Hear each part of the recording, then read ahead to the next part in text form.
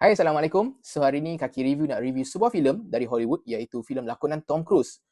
Filem apa? Takkan korang tak tahu lagi kan? Iaitu filem Mission Impossible The Final Reckoning. So, basically filem yang terakhir ini adalah berkisahkan tentang Ethan Hunt dan tim dia yang cuba untuk melawan satu entiti yang tidak diketahui siapa pun. Jadi, entiti ni adalah tugas dia untuk menghancurkan ataupun memberi ancaman bahaya kepada penduduk bumi, di mana dia ingin melancarkan satu bom nuklear ke beberapa buah negara yang disebut dalam filem ni. Jadi adakah Ethan Hunt dan juga tim dia berjaya untuk melawan entiti ni? Itu korang kena saksikan filem Mission Impossible The Final Reckoning.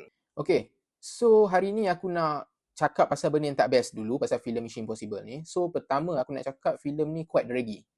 Masa aku tengok hari tu, filem ni bagi aku dia dah mula, aku nak rasa macam pengalaman aku masa menonton filem yang pertama hari tu. Filem pertama hari tu aku boleh katakan aku mengantuk dalam panggung wayang, but at this time masa first half aku mengantuk. But second half kejap lagi aku akan sentuh benda ni. Okay, itu yang pertama, quite draggy. Yang kedua, aku rasa filem ni dia dah mula melawan hukum alam, hukum fizik tau sebenarnya. Mungkin bagi sesetengah orang, mungkin takkan boleh accept dengan benda-benda macam tu. Dan mungkin sesetengah orang juga boleh accept dengan perkara-perkara macam tu. Itu saja tentang apa yang aku tak suka pasal filem ni. Apa yang aku suka pasal filem Mission Impossible The Final Reckoning ni? First, aku boleh katakan second half. Second half dia membuatkan aku tak berkelip mata, membuatkan persepsi aku untuk first half tadi berubah serta-merta. Sebab dia dah berjaya menarik perhatian aku untuk tengok skrin tu sampai habis filem. Aku boleh katakan second half is action-packed movie. Kenapa aku cakap macam tu?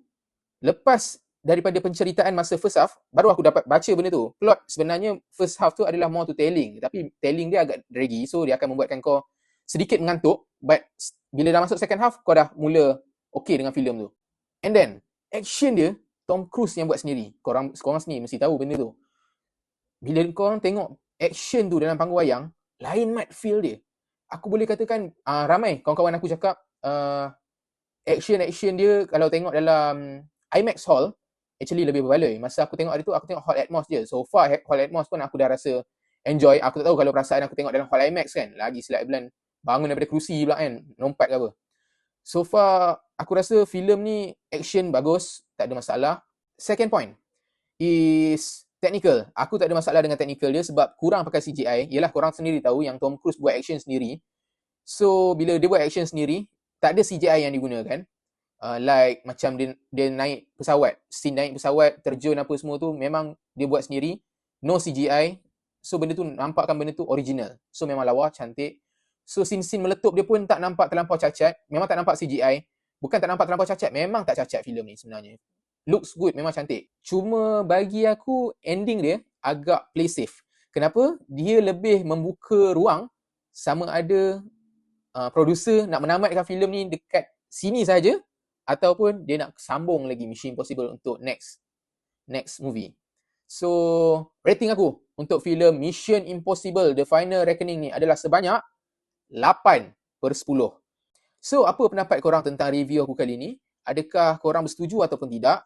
Kalau korang dah tengok filem ni, kasih review sikit. Aku nak dengar apa kata korang. Thank you.